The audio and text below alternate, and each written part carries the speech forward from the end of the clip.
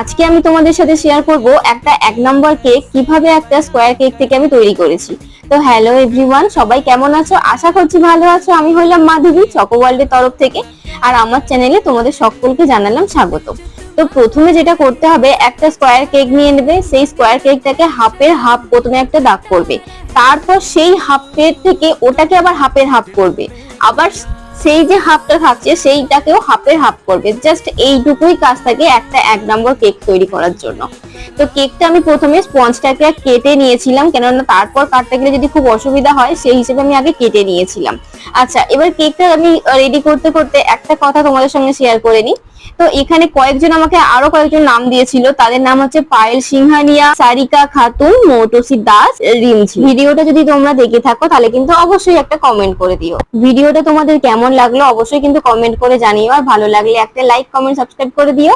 Radhe Radhe.